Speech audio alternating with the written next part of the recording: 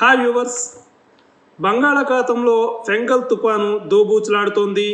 తమిళనాడుకి వస్తుంది అనుకున్న తుఫాను సడన్గా దిశ మార్చుకుంది. అంతేకాదు ఒక్కసారిగా గంటకు 3 కిలోమీటర్ల వేగం నుంచి 10 కిలోమీటర్ల వేగాన్ని అందుకుంది. అయితే ఇది ఇప్పటికీ తీవ్ర వాయుగుండంగానే ఉంది అని 29న శుక్రవారం నాడు తుఫానుగా మారుతుంది అని భారత వాతావరణ శాఖ ఐఎండీ చెప్పింది. ఇది ఉత్తరం వైపుగా కదిలే ఛాన్స్ ఉంది అని వివరించింది.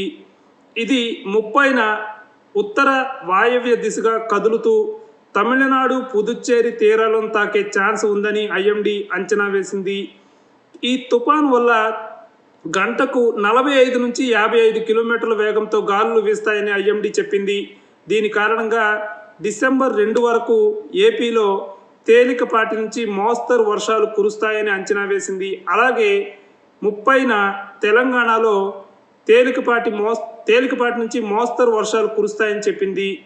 అలాగే నవంబర్ 29న శుక్రవారం నాడు భారీ నుంచి అతి భారీ కుండపోత వర్షాలు ఏపీలోని రాయలసీమ, యానాంలో కురుస్తాయని ఐఎండీ చెప్పింది. 30న కోస్తాంధ్ర, రాయలసీమలో అతి భారీ వర్షాలు కురుస్తాయని లేటెస్ట్ రిపోర్ట్ చెప్పింది. శాటిలైట్ లైవ్ అంచనాలు మనం గమనిస్తే ఇవాళ తెలుగు రాష్ట్రాలు మేఘాలతో నిండిపోయి ఉంటాయి. మధ్యాహ్నం తర్వాత తూర్పు, దక్షిణ రాయలసీమలో వర్షాలు మొదలై రోజంతా కురుస్తాయి. కొన్ని చోట్ల భారీ వర్షాలు కూడా పడతాయి. తిరుపతి, నెల్లూరు, కడప, ఒంగోలు ప్రాంతాల్లో అత్యంత భారీ వర్షాలు కురిసే ఛాన్స్ ఉంది. గాలి వేగం గమనిస్తే బంగాళాఖాతంలో గంటకు 50 కిలోమీటర్లకు పైగా వేగంతో గాలులు ఇప్పుడు వీస్తున్నాయి. ఏపీలో గంటకు 15 కిలోమీటర్లు, తెలంగాణలో గంటకు 14 కిలోమీటర్ల వేగంతో గాలులు వీస్తాయి. అందువల్ల మత్స్యకారులు చేపల వేటకు వెళ్లకుండా ఉండటం మంచిదని అధికారులు తెలిపారు.